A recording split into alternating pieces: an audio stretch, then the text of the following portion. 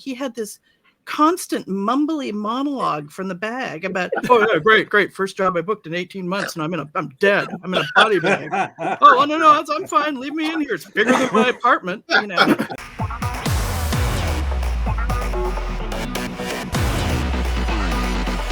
Welcome, friends and fans, to another edition of GalaxyCon Live, where we are bringing the convention experience directly to you. And today, we are going back to the Danger Room with the amazing talent behind X-Men, the animated series. So without further ado, let's rev up the Blackbird and bring them up. Our first guest is a producer, director, and storyboard artist whose amazing body of work includes Thundar the Barbarian, Static Shock, and the highly undervalued series Pirates of Darkwater. Today, he joins us to discuss his role as one of the creative architects of the X-Men animated series. Please welcome back the always awesome Larry Houston. Hey, everyone. Nice to see you again. Hey, good to see you, Larry. How you been? Been doing great. Yes, slow day today, I know, but thank you for taking the time to join us. Yeah, no, my social media's been blowing up everywhere. It's like, oh my God, it's everywhere, and I have a hard time trying to answer everybody. I know, absolutely. We'll bring the rest of the gang out and talk about that. But again, just so glad to have you here. And my fingers are crossed that if X-Men 97 does well, then maybe we can see Spider-Man and his amazing friends come back. That would be great, man. That was my first series at Marvel. I know. I said we talked about it last time, and it remains so dear to my heart and fans of my generation. So absolutely, as always, thank you for that and so much of the other stuff. But let's bring the rest of the X team out and let's get down to gritty. Our next guest, he is an actor whose credits include Da Vinci's Inquest, Death Note, and Riverdale. Today, he joins us to discuss the role of Mr. Sinister. Please welcome back Chris Britton. Hi there. Hi, everyone. Hey Chris, how you holding up? Great. Nice day here in Vancouver. Oh, Vancouver. What's the temperature there, pray tell? Yeah. Hi, Larry. How you doing? You got a background very appropriate for Mr. Sinister. It's That's all right. black. I thought I'd sort of, have the, sort of a certain vibe. He's got the character.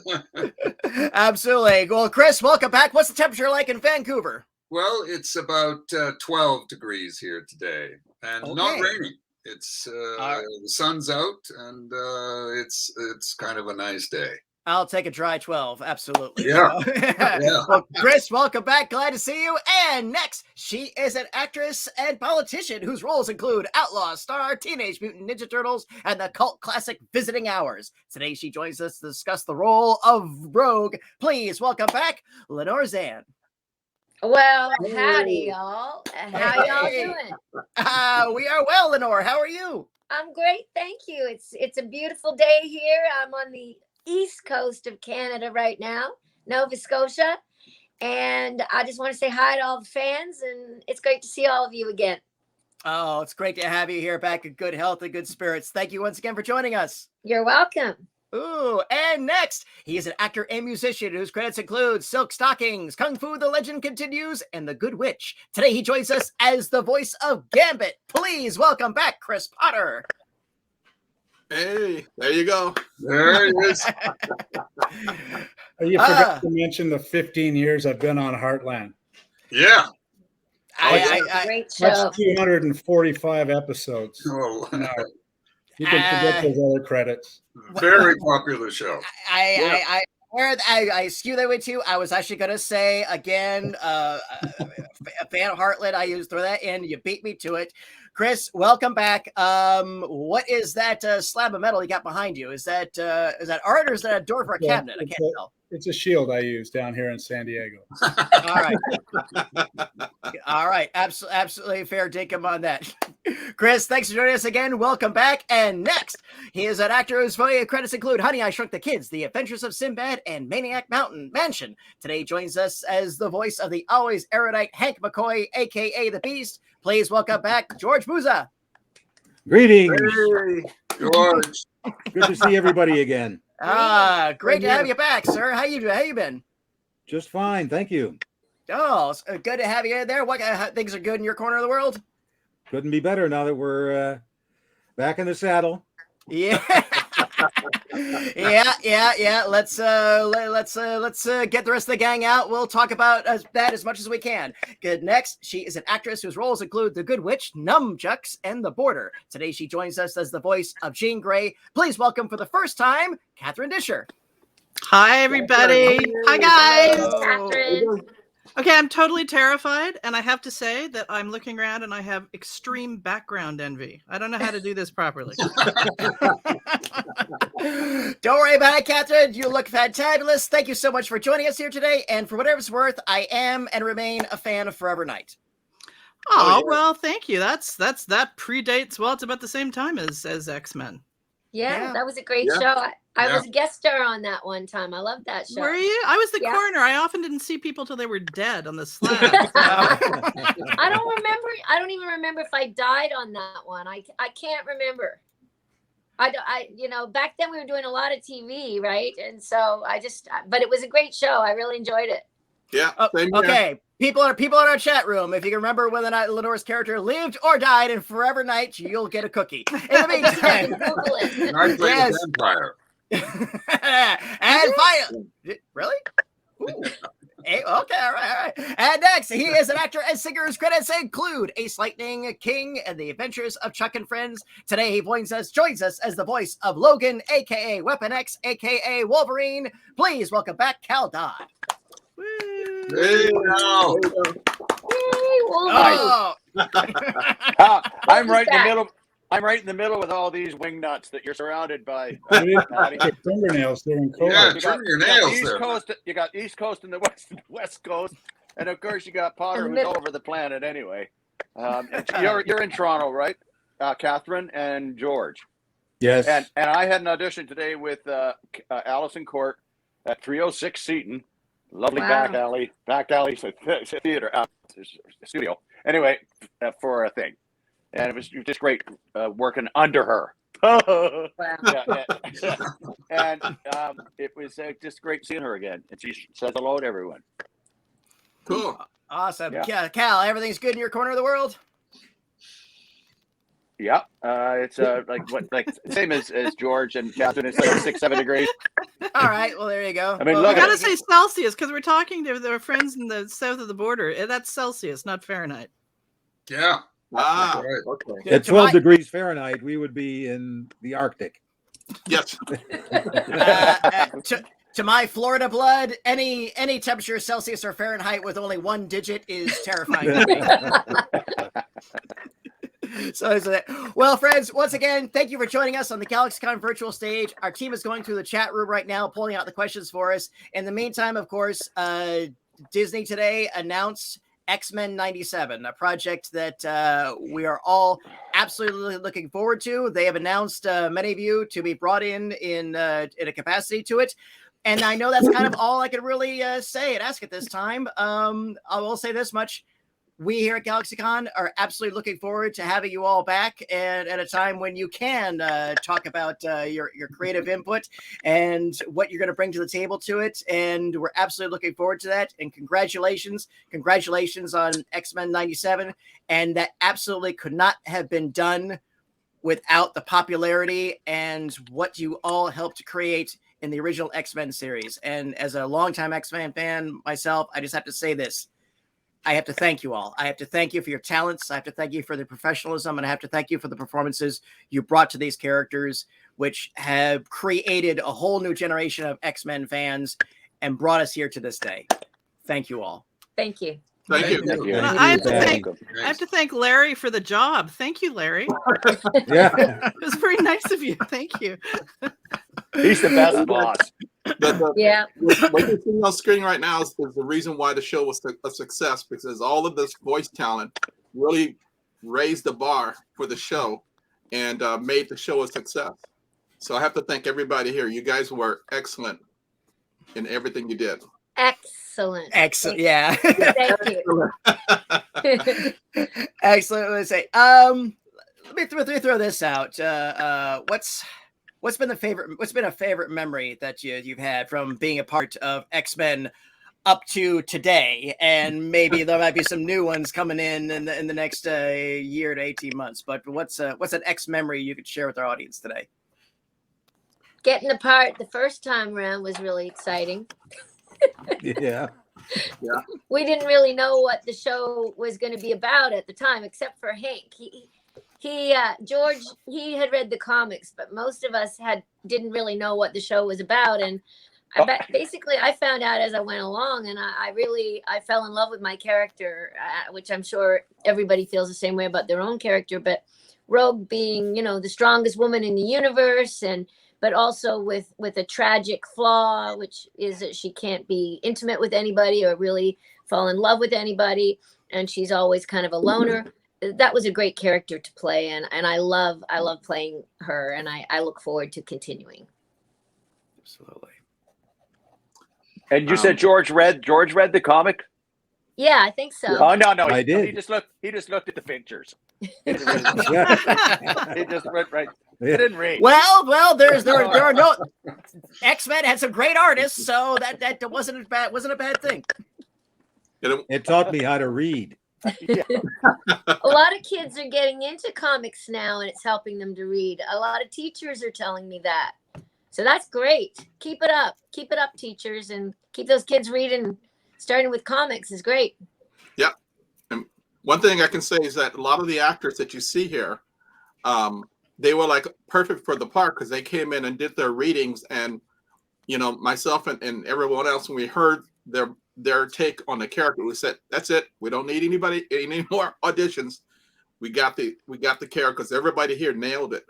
And it was like, perfect. We got it. Thank you, Larry. Yeah. Although I have to ask a question of Larry, though, because I remember auditioning for Storm. And then you guys must have said, nope, sorry. But, maybe Jean Grey. But I don't remember auditioning for Jean Grey, but I do remember reading for Storm. That's that's weird, I think. That might have been, in the first season that they might have tried you out for that role. But it was the CEO of Fox Kids. She decided, she needed to go to some like Allison to do that role. So Absolutely, yeah. That's what, because that Nikki Guadagni played it for the first season, and she I don't think she actually knew she'd been replaced until she was watching the show on its debut with her kids and realized that's not my voice. Yeah, that was an unfortunate thing to happen. That the voice director was supposed to let her know before it happened, and something happened, miscommunication, and that was like not a good situation. The perils of showbiz. Larry, were you there for a lot of the auditions in Toronto? I was there for not physically there, but we heard it. We were listening. Yeah. Okay. Yeah. All right. Yeah, one thing I would have loved to have been there when, on the wall, fly on the wall, to be there when Norm Spencer, God love him, auditioned, because Chris, I would have said to him after he read his first line ever as Cyclops, I would have said to him, and Chris knows it, is that the way you're going to do it? Is that the way you're going to do it? You're not going to do it like that, are you? Mr. I'll Britton, never forget that. Oh, God. Well, one thing I remember is not so much in the studio, because I think most of the time, I was solo in the studio. Maybe I'm incorrect in that, but what I remember is the waiting room, the lobby, and sort of greeting a few of us in the lobby and chatting and sort of getting to know each other, and or just one person was going in, another person was coming out, and I remember more of that than actually in the studio recording. And as always, my slogan when I'm in the studio, especially if it's for commercials or something, and you get asked to do, perhaps line readings that you don't agree with, is loosey-goosey. I always think of that in my head. Just be loosey-goosey. Just go with it and do whatever is required and asked, and just, be relaxed. And I always, and Sinister always required just so much energy, and I think that's when I just started to wear a t-shirt. No jacket, no shirt, Just a we t-shirt. sweated a lot in the studio. I Yeah, remember nobody that. nobody likes a sweaty actor. It's true. Yeah, that's right. And animation requires a lot of energy, and that's I always think of that when I go into a studio now, loosey goosey. Yeah, Though it but was when time consuming, I enjoyed the radio drama aspect of the very first year of recording, when we all did communal reads. together, We were able to play off of each other. And Well, I think it Sinister didn't come in till the second season. Is that right, Larry? Am I? That's correct. Yeah. Yeah, you were the cliffhanger. Literally for season 1. Not if Sinister has anything to do about it, or something like that. You had that last line. So right. Yeah, because when we started, we were all in the room together, and I remember seeing each other acting, and with the mics in front of us, there'd be like 6 of us in the room, and it was fantastic. We would read it first in the other room, all like a table read, and then we would go in and record, kind of like a radio drama, and it was so much fun, and we would feed off each other in the beginning. It was so good. Yeah. Yeah, Recently, I did My Little Pony, Star Swirl, and everyone was in the room for those episodes. 7 or 8. I did that one too. That was out in Vancouver. That one was good too. Yeah. Yeah, that was sort of my least favorite part of it, and my most favorite part of it was the group record. I mean, sometimes it can take so much longer, but I remember laughing so much. I remember we were up in the Arctic or something, and we were doing, and this is very politically, of course, incorrect to say now, but I think they required, if I remember it correctly, the script said Eskimo Walla. And we're all, hitting each other with seals and stuff. I don't know. It was, I don't think I've ever laughed so hard. No. But also everybody smoked in this studio. I clearly remember that. Like, I can't believe. Oh God, yeah. And I remember I was pregnant during the second season, I think, and I had to ask everybody not to smoke. Not to smoke inside. Yeah, that's a good stogie there. Oh, thank you. I don't remember that. I don't think nobody was smoking while we were in the actual studio, though, right? Oh yeah. No, in the studio. Oh, yeah. Absolutely. Yeah. I never smoked, so geez. I did. And you wonder why you weren't so popular? I did hear from a guy who owned one of the little local bars that we used to go to after our job and sit on the patio. He messaged me the other day and just said how much he misses those days and missed all of us being there and being outside and hanging out. I remember actually a few dinner breaks where some people didn't come back. We had to go find them. We were a bit of a rough crowd back then. I'm surprised we got anything done. Well, you certainly did. Get down, Gene. Get down. Chris Potter, you got a memory that you can recall? I have many, but I think the way you worded the question at first, I was thinking that probably for me, because I was so busy back then, I ended up doing a lot of my sessions sort of on my lunch break. Oh wow! It wasn't too far from the studio where I was filming, so I didn't get to know everybody. When we all worked together in the radio format first year, I thought, oh, this is so much fun. This is I need this. These are some really talented, fun, funny people. And I was kind of a fan of a bunch of them that I knew. So I was a fanboy in the room. But Norm I never knew. And I will never forget, because I kind of stand beside him a lot. But anyway, moving forward, the X-Men wasn't really a part of my life at all until the past couple of years, when I got a chance to get together with our kind of core group and travel and go to some of these shows. Like the first Comic-Con I did was in Los Angeles. Yeah. And I was blown away. I was glad that I took that my wife and 2 of my kids happened to attend with me.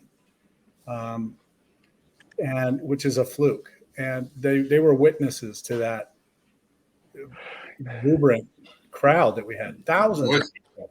Huge. So Yeah. I think what's for me, what's been the best about this is reconnecting with all of these people. And I've got to say that my involvement with the show going forward strictly has to do with that. It's why I decided to be in, because I see the coming years, if I have to hang out with this group. I don't think they're going to let us be all together in the studio ever again. Oh, I'm talking about the after events. Oh, okay. Yeah. Comic-Cons. Yeah.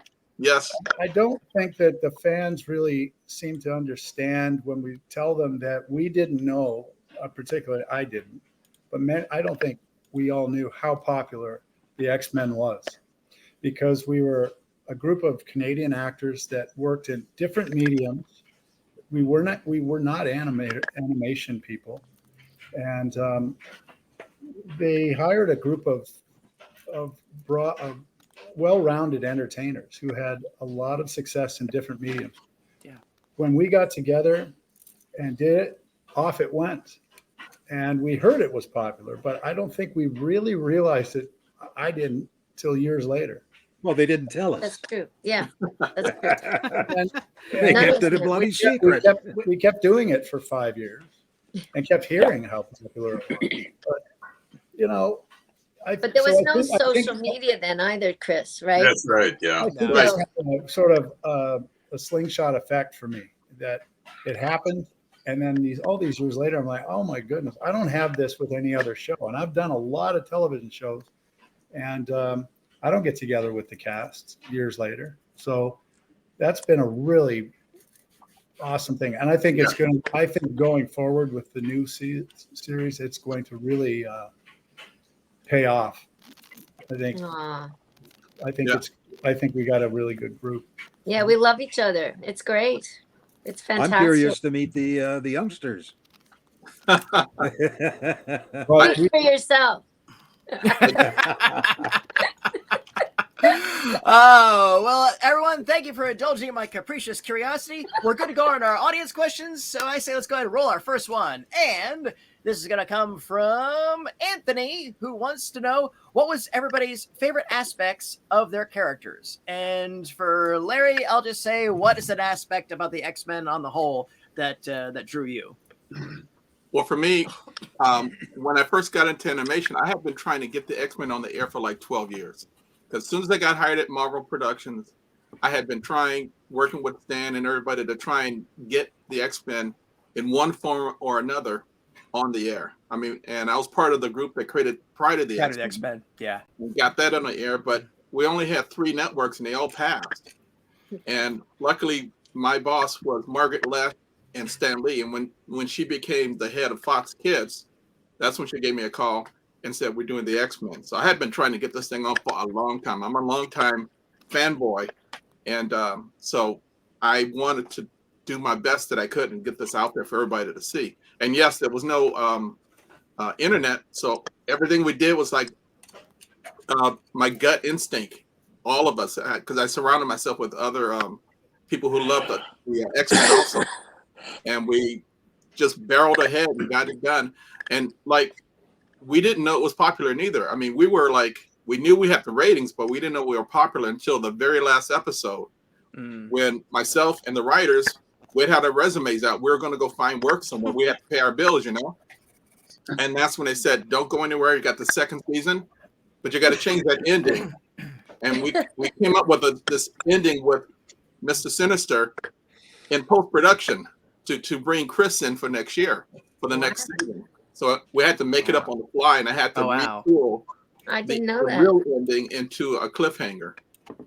Wow, nice. Yeah. And yes, Pride of the X-Men was this holy grail that in the 80s fans were looking for. And then you could mail away for it, I think, later on. But there was that one Saturday morning that they snuck it in with the Marvel selections. And anybody who was lucky enough to have their VCR on managed to get a copy of it. Yes, that was the beginning. So absolutely. So who else has something about their character that appealed to them? I wanted to say that, you know, I had done a lot of animation before X-Men.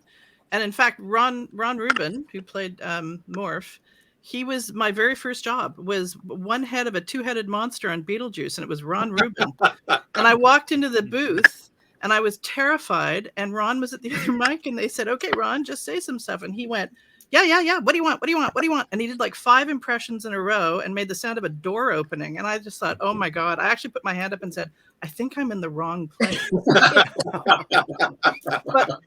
And it took me a long time to feel comfortable. I was very intimidated about cartoons, and it took me a long time doing them. But having said that, they were mostly, you know, little kid cartoons or wacky. And X-Men was a whole different animal. It was, and I'd done a lot of radio drama too. And it was like radio drama. It felt real, like the dramatic situations, the writing, the whole questions of morality and doing the right thing, and it was very special, and the scripts were really interesting to do, and yeah, and I miss Norm. Norm was great. He was so funny and so self-deprecating, and he actually did a guest spot on Forever Night where, by the time I got to see him, I was the coroner. It was he'd been murdered, I think, on Forever Night, and he was in a body bag on a stretcher, and the shot was they were zipping him up.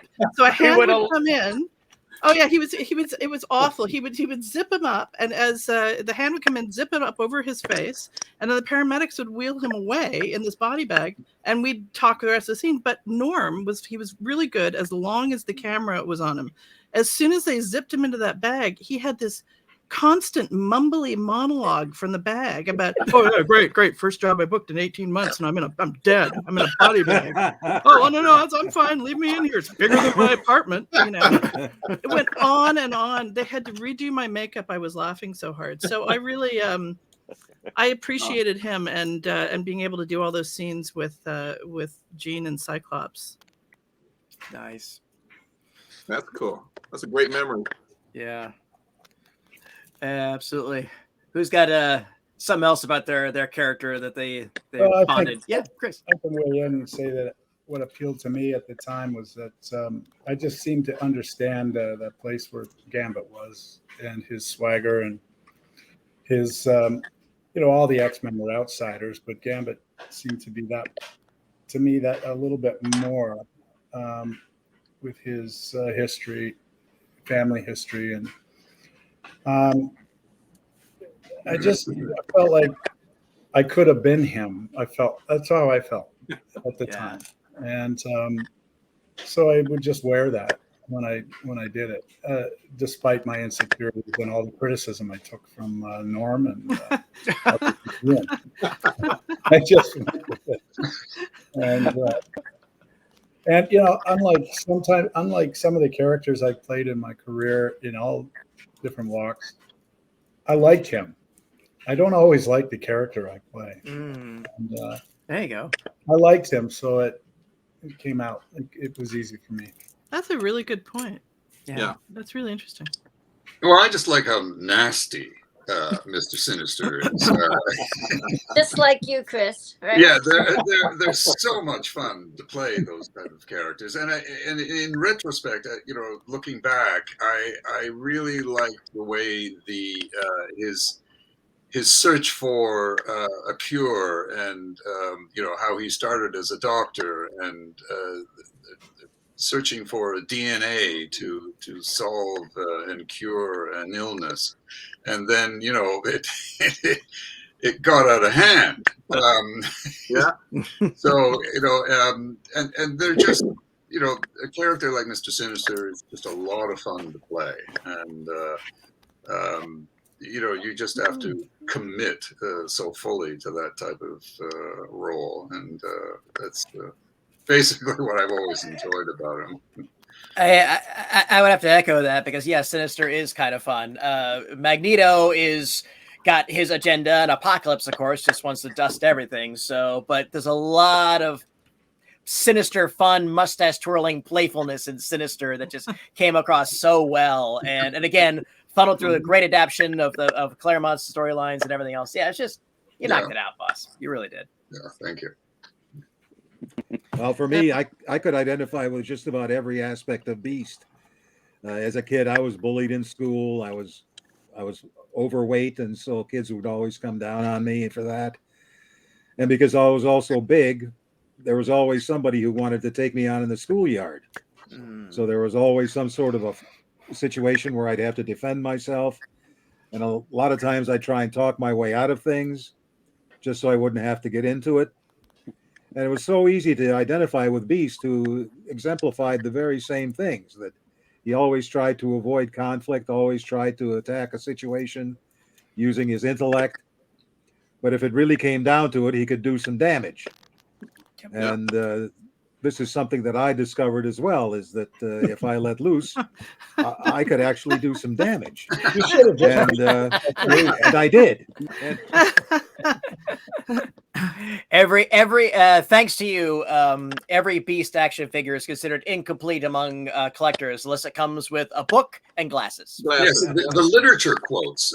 That's fabulous. And George has got some really very good taste for hot sauce. That I do indeed. In real life. In real life. Well, I grow my own hot peppers. Yeah. And make my own hot sauces. And carries Although my garden has now been turned into a I playground. Do you know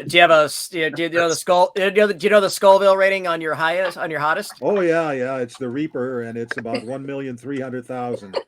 Oh God! No, he even brought some to New Orleans. I travel with it everywhere. Yeah. He puts it on the table. We know that. He has it on a donut, for God's sake. All right, I will ask, get you booked on our physical shows so I can try a bottle. All right. Good for you, Patty, for knowing the Scoville scale. George would always bring that hot sauce to these to the dinners that I would have, and you have to do yourself a favor and go out and eat with George and Larry. because they go to these meat restaurants where it's just slabs of different kind of meat come to the table. They with a big like machete, they cut off the meat, and they keep coming around until you put up the green, the red light to like, okay, I've had enough meat. Well, no, it's just this went on for hours, just different. And then the waiter shows up with a little mint. Boom! It's wafer thin. Oh Cal, what do you like about Logan? That's it. Okay. These things. Yeah, he was fighting demons inside his body, like that. He was just so confused inside. He had no luck with women, Gene, and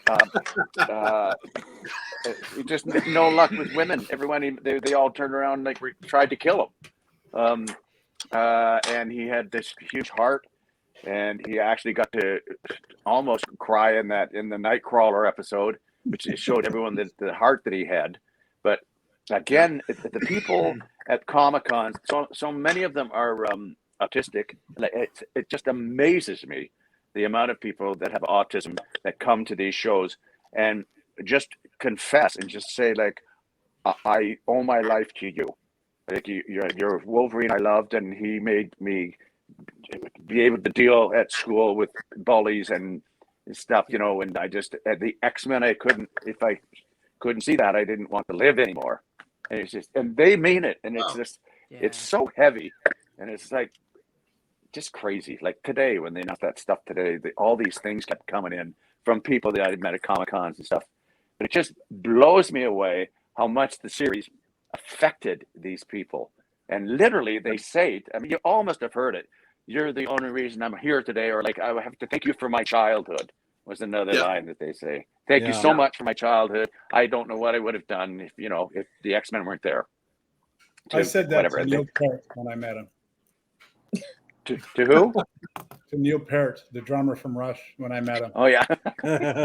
Thank you. I always said thanks for my teen years, but yes. May the professor live forever.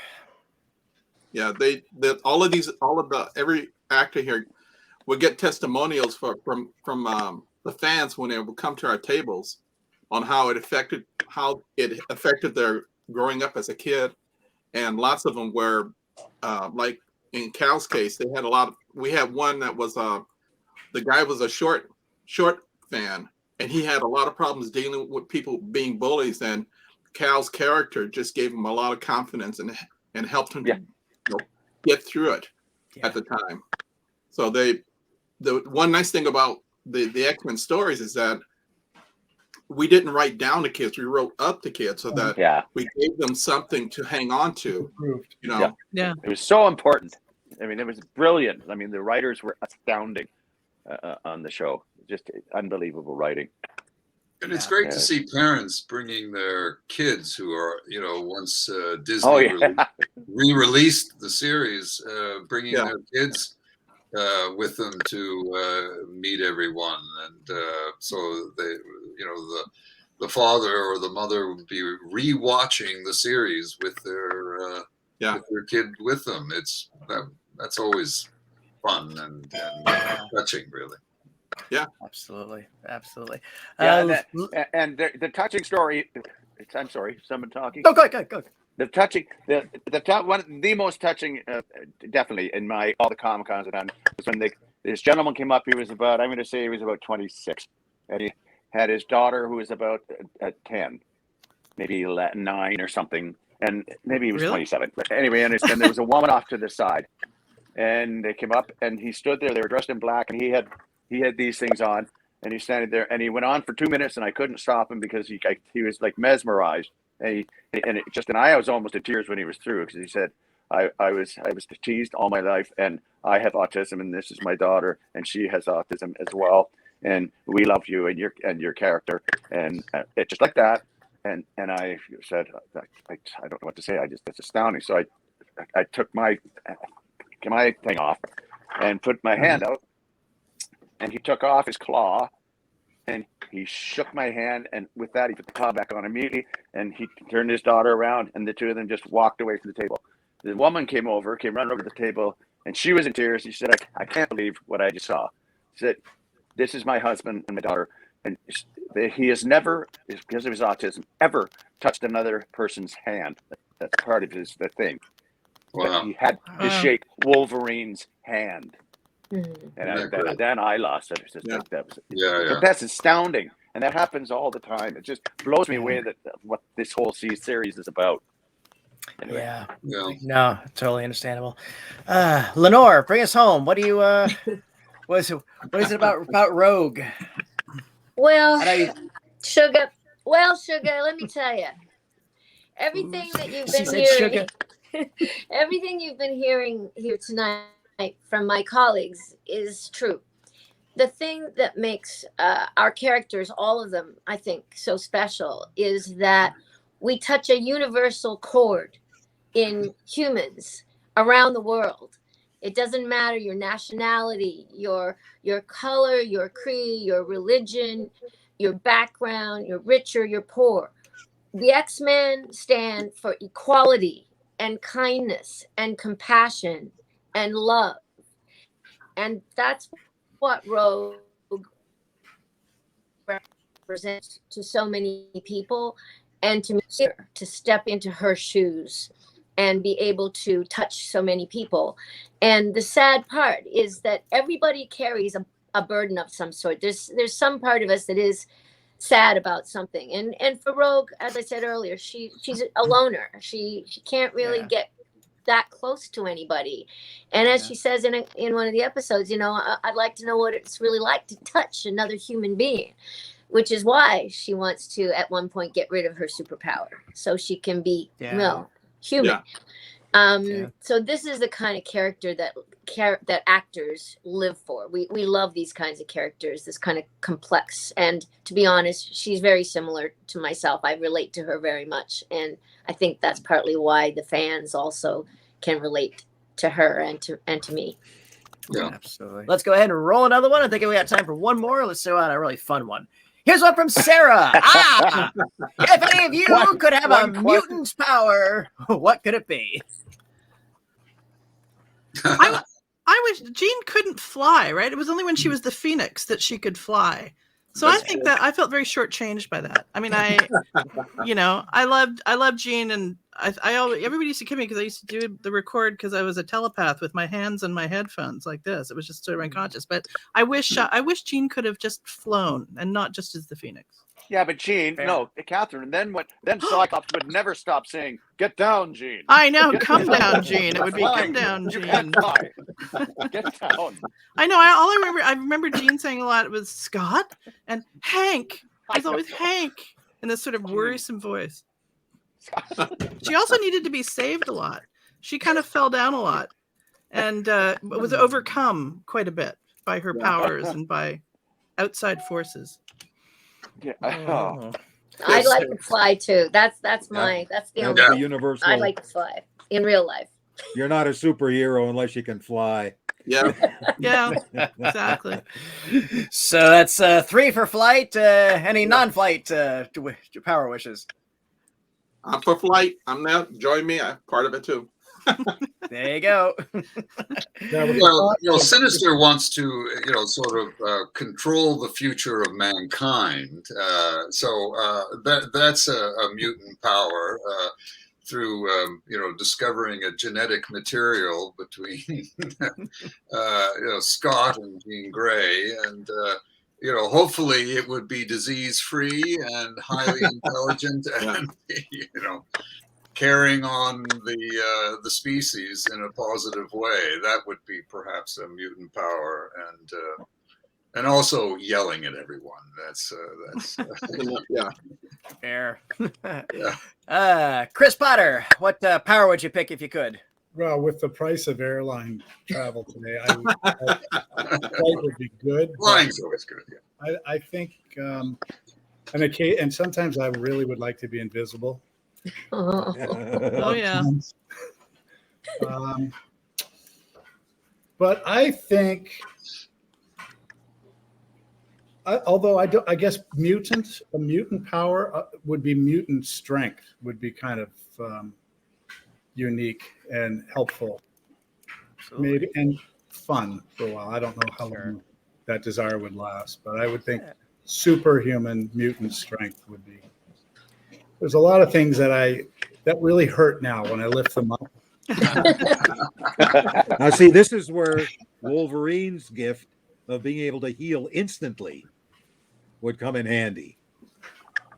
Yeah. As soon as you've got pain, he thinks about it and boom, he's fine. And that would be really welcome right about now. Could be. So, Cal, bring us home. What power would you pick if you could? I don't know. X-ray vision, probably. Like, Superman can see through stuff, dresses, and. Well, you just need the glasses for that. There you go. Or What do you want to see through? Just so I can. No. I was going to say so I can see what I'm getting into, but that's the wrong sentence. You can't say that. See, who would ever say that? You just did. This is the PG-13 version. Right. There you go. Cal. Sarah, great question. Thank you. Panelists, this has been an absolute delight. Any final words for our audience before we take our leave? See y'all Stay soon. healthy. Yeah. See you all very soon. Yes. Yeah, we'll see you all. Neutral. Yeah. Take care. Great news today. Thank you all for Thank you. joining us. It's been my pleasure to serve you today. Thank you to our audience for joining us. And Thanks, thank Patty. you for your great questions. Hope to see you all again soon. Until then, bye-bye, everyone. Take care. And remember, smiles are free. Spend them often.